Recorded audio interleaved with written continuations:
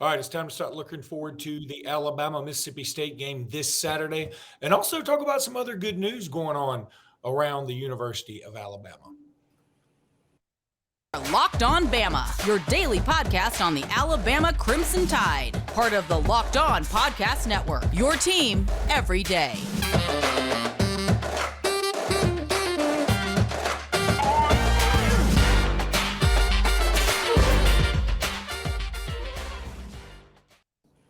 Hey, everybody, and welcome back into Locked On Bama. Luke Robinson, that's me. Jimmy Stein, that's him. Jimmy, how are you today? Good. Reached Tuscaloosa, God's country, as I call it. I'm the only one that calls it that, I'm sure. And happy to be here. Feels like a win over Tennessee. Feels like homecoming week. That's what it feels.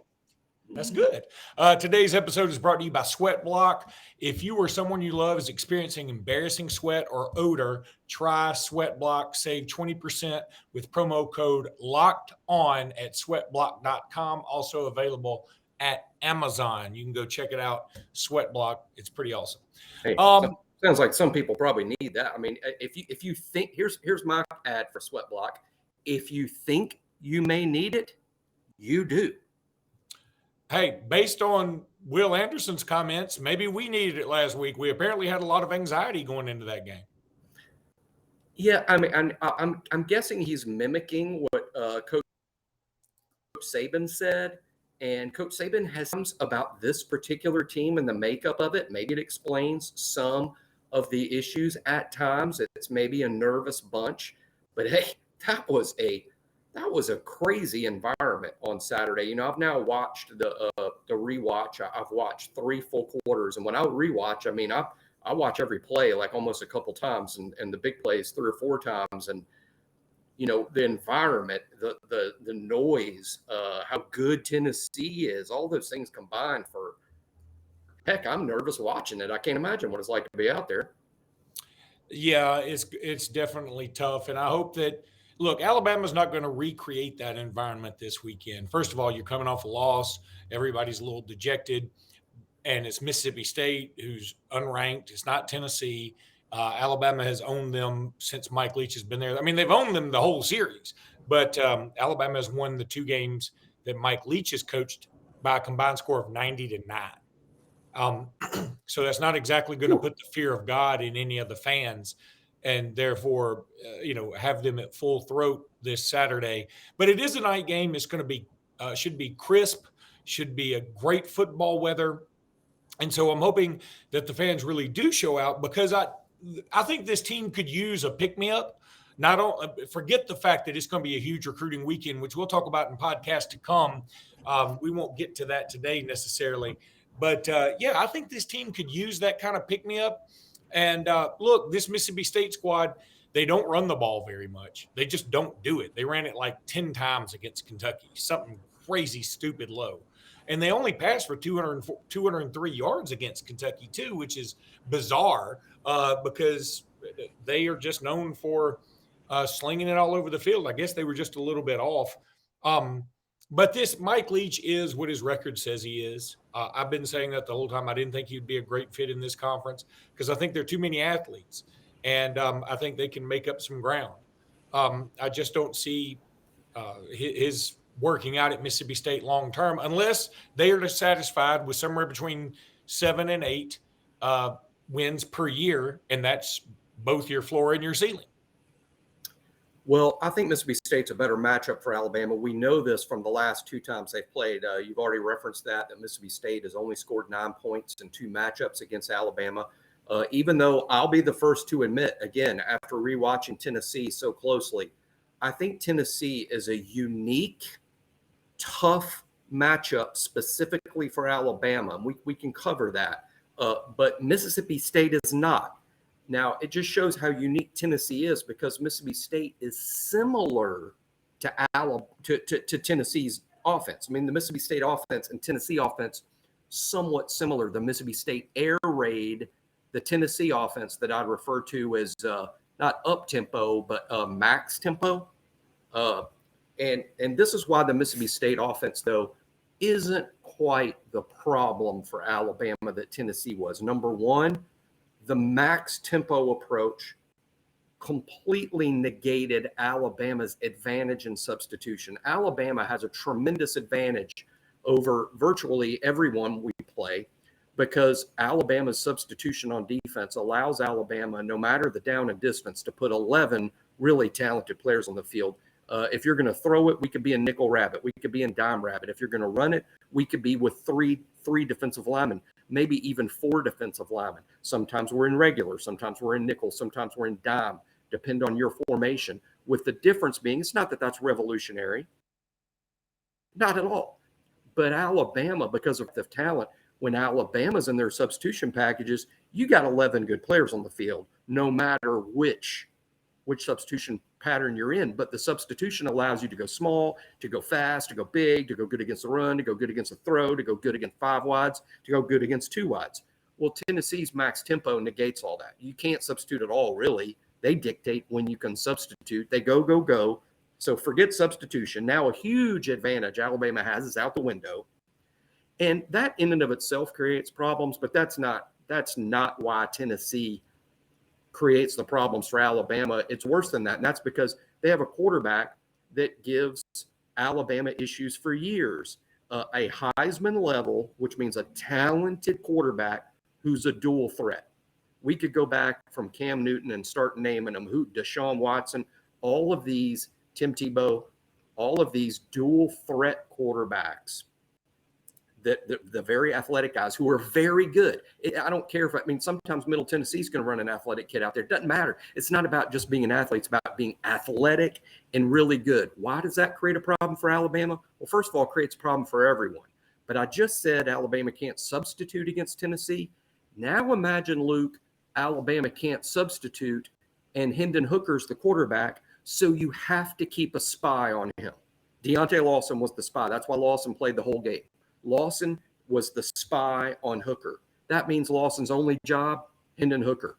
So really, now you're taking a defender out of the equation, really, and Tennessee is sort of manipulating him and doing what they want with him.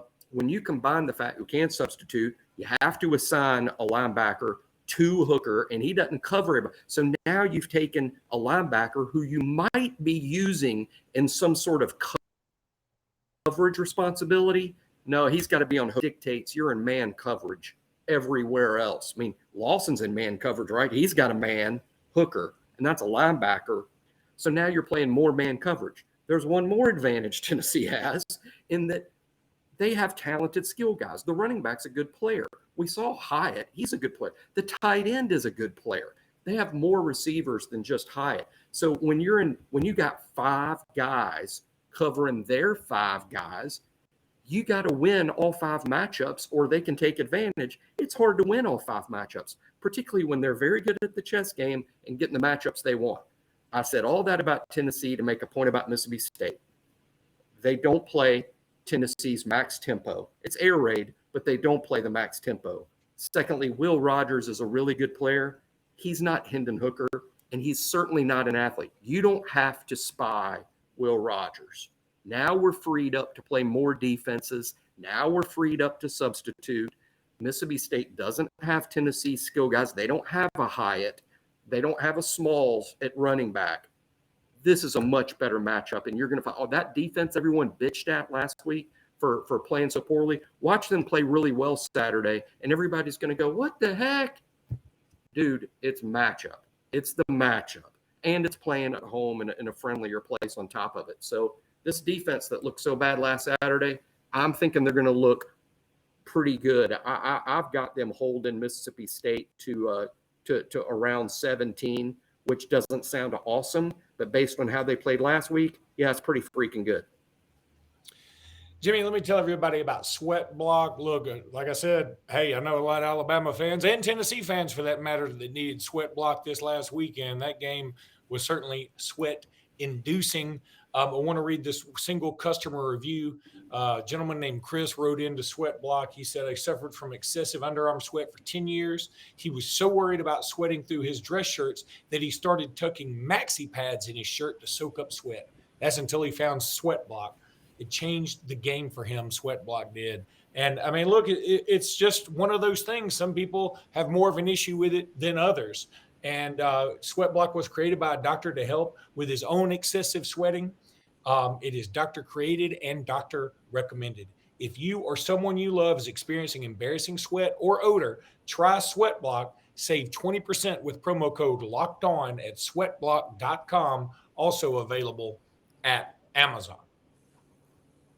All right, Jimmy, a few other notes just around Alabama, because we have not discussed some of these, and I feel like we are Locked On Bama. Every now and again, we got to throw some other things in there, even in the middle of football season, even in the middle of a time when football season is going nuts. And that's right.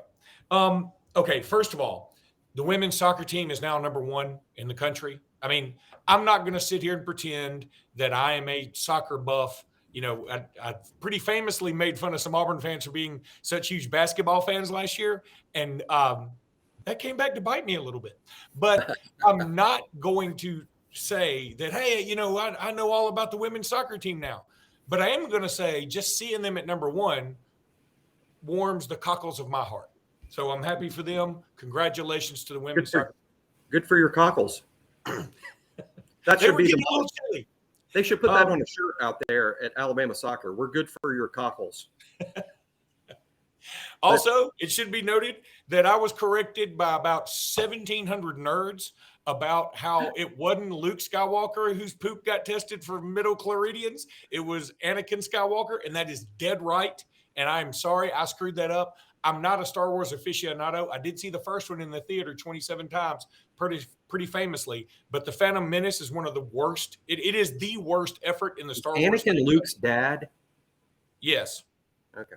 So he's Darth Vader. Anyway. So he's Darth Vader. Yeah, that's right. Please quit talking before I get more nerd mail. I mean, you've got to quit talking. I never saw that. I didn't see You're worse than me. Stop talking right now. I was spoiling the movie for myself. Alabama basketball had a secret scrimmage with TCU. I've heard some bits and pieces, okay?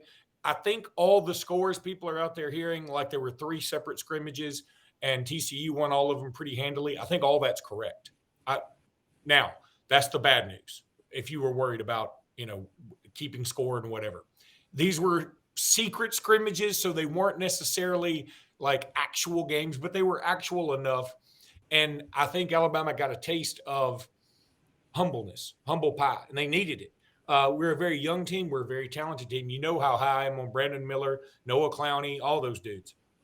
But we probably needed to be whipped into shape a little bit. There's no doubt we needed some humbleness. And I think TCU may have served that. Now, people out there, and again, this is from somebody very close to the program, people out there are going to say, TCU, you can't beat TCU. Number one, TCU, if they're not a top 25 team, they should be. They could, and I mean this sincerely, win the Big 12.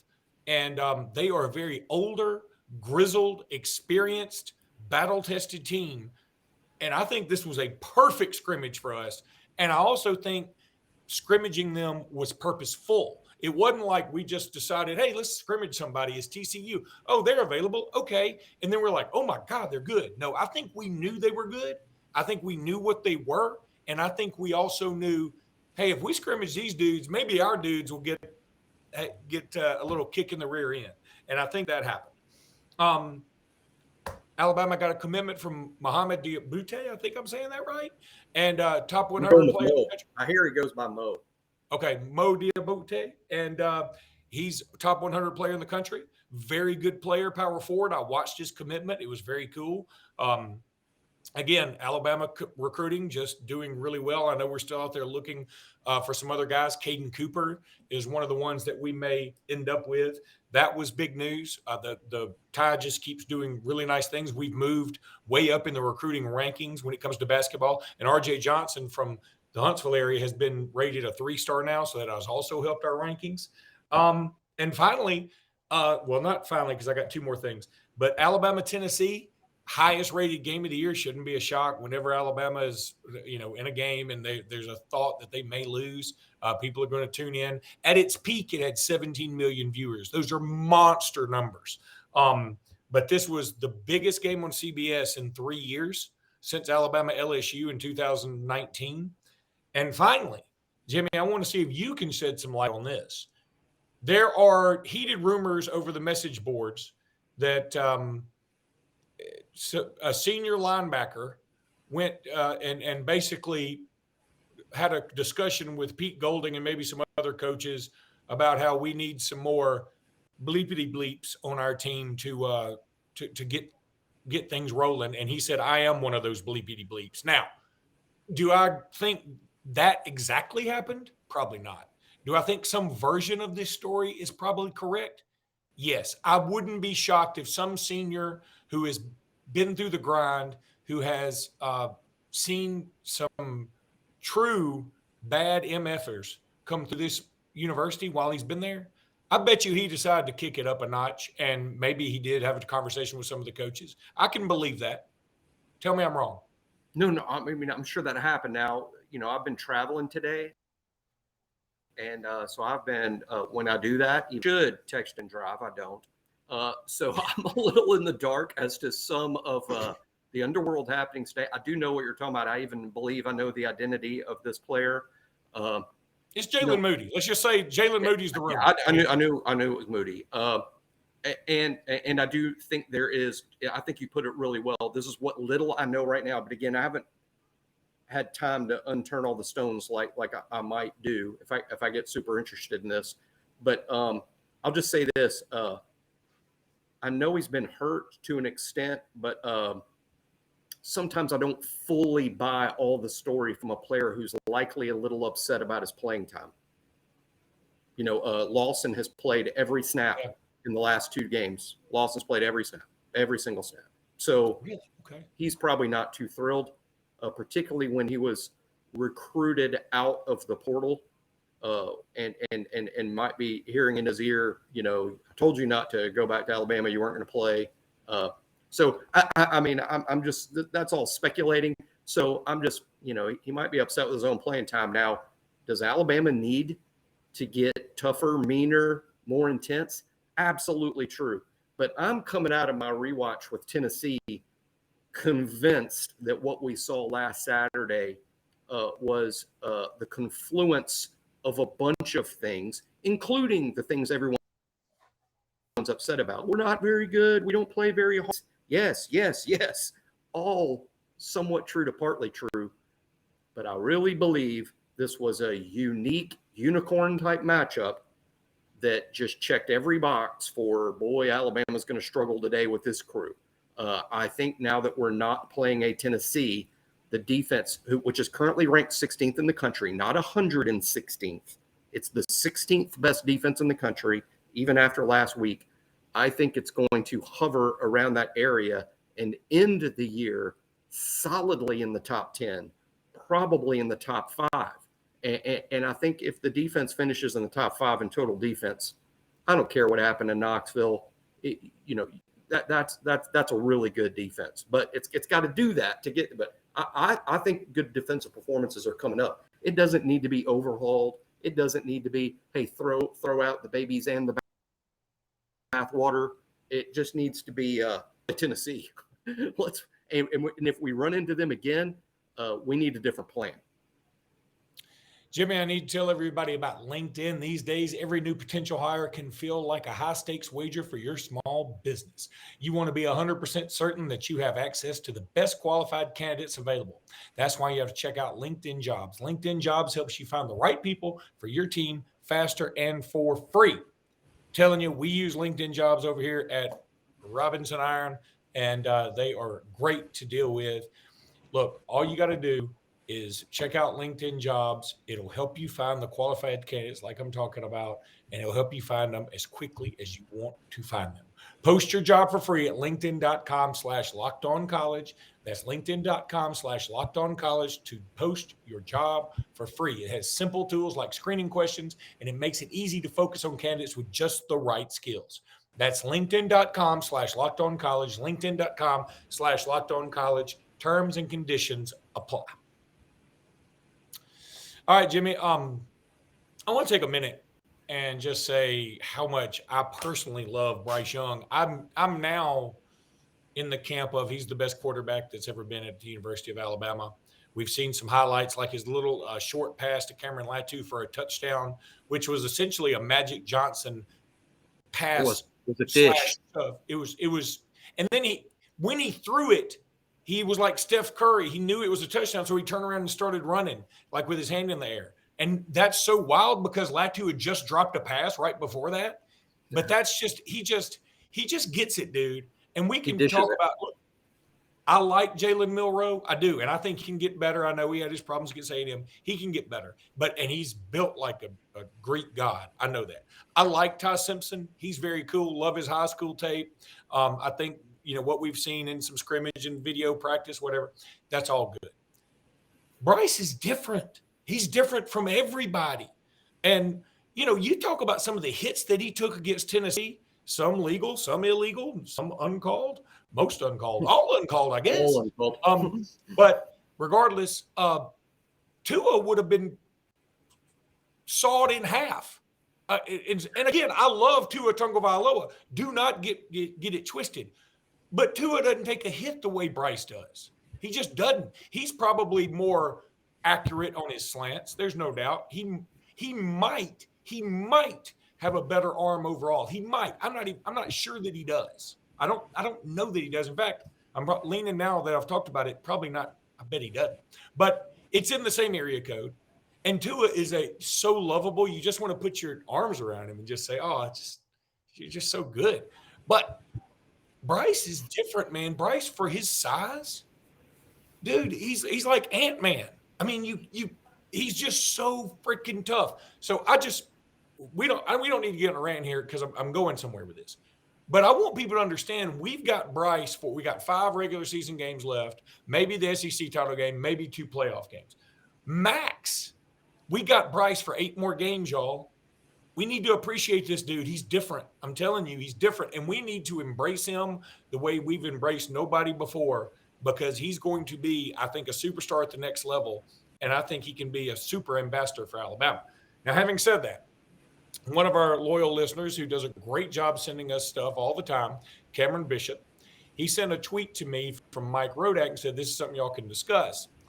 After 7, this is what Mike Rodak said. After 7 games, only one Alabama receiver has 300 yards, and that's Ja'Cory Brooks with 302. After 7 games in 2021, Alabama had 2 receivers over 400 yards and 1 over 500. After 7 games in 2020, Alabama had 3 receivers over 500, and Devontae Smith had 903 yards, all versus SEC teams. We have one dude over 300 yards, and it's barely over 300 yards at this point.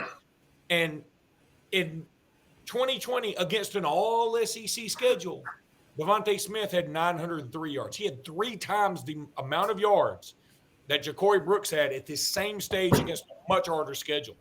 That's unbelievable. Alabama's awesome. And I say all that, and then I'll let you talk. I say all that because Michael Casagrande had a tweet out today that was very interesting. It showed video of Tyler Harrell and Adam Anderson, and he said, hey, both these guys out there warming up, doing their thing at practice, looking good, and neither one of them's played this year, so maybe we see them this weekend. Could we see 2 new receivers this weekend? I think we're about ready for the debuts of Tyler Harrell and Aaron Anderson. I think that's inevitable, and I think it's coming. But I think listeners to the show, if you've heard what I've said and read between the lines of what I've said, I'm not trying to diss the kid in any way. I'm just saying I'm not personally excited about seeing Tyler Harrell. Now, if he goes out there and proves me wrong and I'm wrong for the millionth time, then trust me, I'll go freaking buy a Tyler Harrell NIL jersey. I'll be such a fan.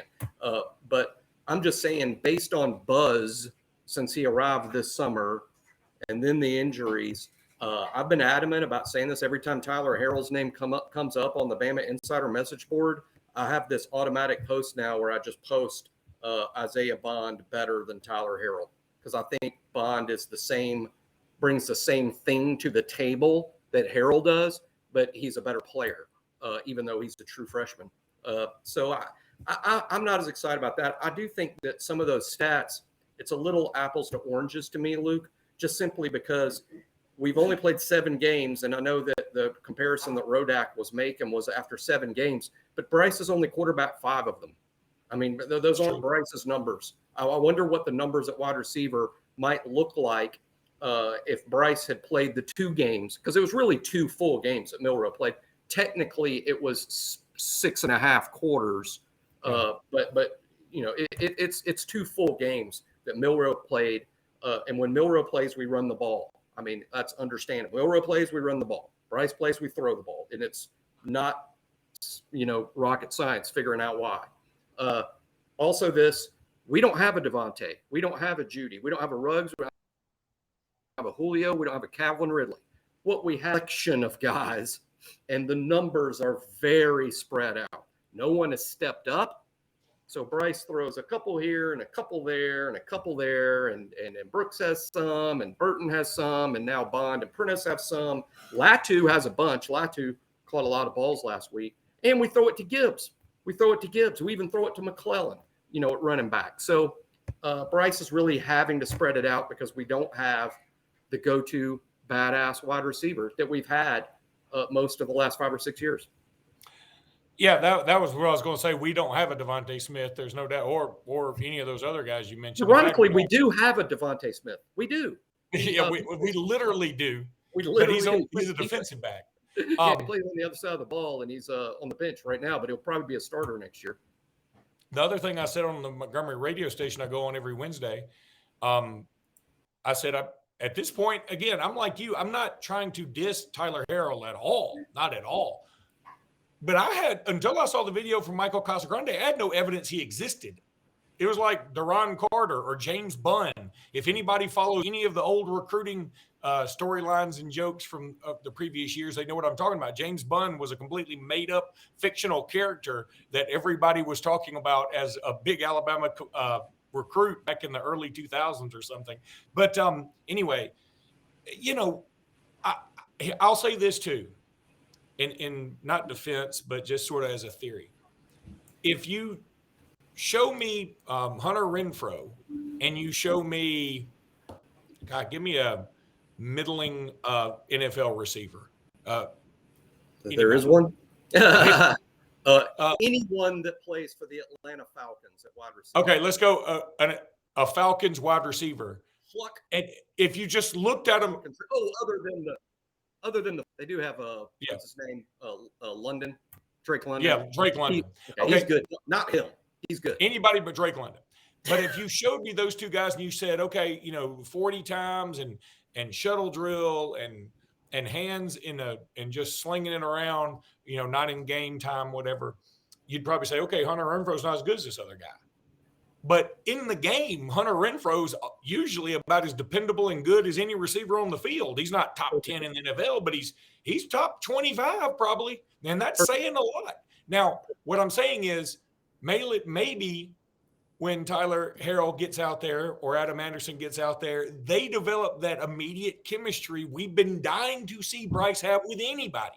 Now, I don't think the chemistry is ever Bryce's fault. He put a ball in Jermaine Burton's breadbasket. Now, Burton caught it this past weekend. He did the same thing with Bond. I mean, just beautiful right over the shoulder. But you can tell the chemistry's not there with any of these guys just yet. Right. We're all waiting for it to develop. Maybe it's going to be one of these 2 cats. Let me give you a good Alabama example of the point you made with Hunter Renfrow, which was outstanding. I'm going to talk about separation, okay, in terms of, you know, we hear that all the time. Alabama's wide receivers don't separate. What does that mean? I'll ask you, Luke, because, I mean, I think it makes the point. If there was a race between, I'm just going to pick out one of our supposedly fast receivers, and they are fast. If there was a race between Trayshawn Holden and Cam Latu, who wins? 40-yard dash, 30-yard dash, a race. Latu, who wins? I mean, Trayshawn Holden, yeah. Holden, okay. When they run routes in games and you watch Holden play and you watch Latu play, who's open most? Who's open?